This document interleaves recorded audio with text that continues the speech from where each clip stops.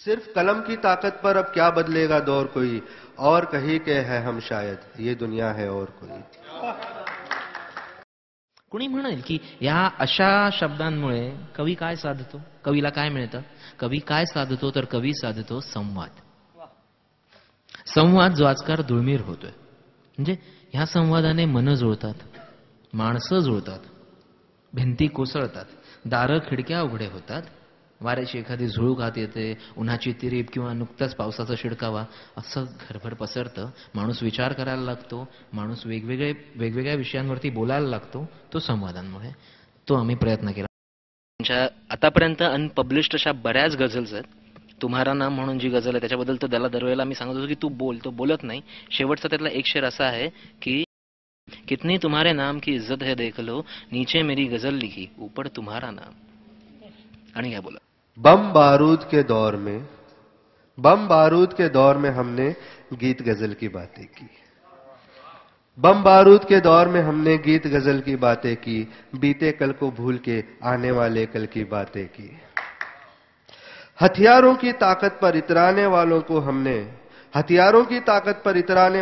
हमने झुलसे हुए कुछ खेत दिखाए, जलती फसल की बातें की, बीते कल को भूल के हमने आने वाले कल की बातें की. आम्ही जे 4 जण आहोत तर प्रत्येकाचा एक वेगळा बाज आहे. म्हणजे आता प्राजक्त देशमुख ह्याच्याबद्दल एक मित्र म्हणून मला जितकं प्रेम आहे त्याही पेक्षा एक कवी म्हणून प्रचंड आदर आहे.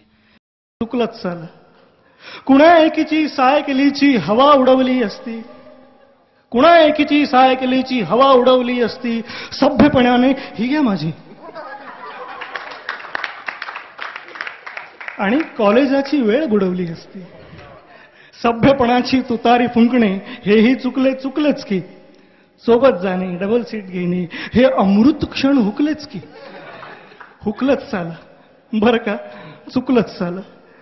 मल्हार चोळकर हे व्यक्तिमत्व नाही, वल्ली आहे तो. हा जो लिखाणाचा त्याचा जो बाज आहे त्याच्यामध्ये शब्द कमी आणि संवाद जास्त आहे.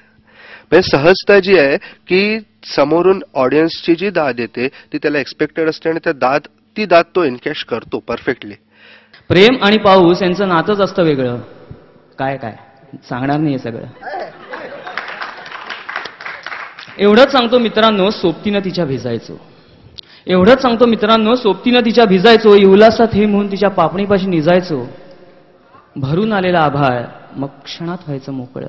काय काय म्हणून काय विचारताय, सांगणार नाही सगळं. आहेत फक्त त्रिवेण्या सोडून त्याच्या पलीकडे मकरंद सावंत बराचसा आहे, प्रचंड आहे, जो या विचारमध्ये दिसतो. त्याची सुरुवातच त्याच्या नांदीपासून होते की कणाकणाने दिसतो आता पडद्या मागील ऐवज सारा. हा सगळा ऐवज जो आहे तो आता विचारमधून दिसणार आहे. मकरंद सावंतचा कवितांचा संपूर्ण ऐवज अनुभवण्यासाठी विचार नक्की बघा. अशा पापण्यांच्या सावलीला सावरीचं ऊन, अशा पापण्यांच्या सावलीला सावरीचं ऊन, रंग सजतो आबोली तुझ्या गालात शोभून. गोड गालावर दिसे थोड्या नखऱ्याची झाक, जरा दाबून कमान ओल्या ओठ्यांची टाक. ओल्या ओठाचं दाबती दाणे मोती यांचे किती, मान अलगत हलते ग सावरते मती. गळाभर नेसलीस फुल पाखरांचे रंग, गळाभर नेसलीस फुल पाखरांचे रंग, तुझ्या हासण्याने लाजाळूने फुलविले अंग.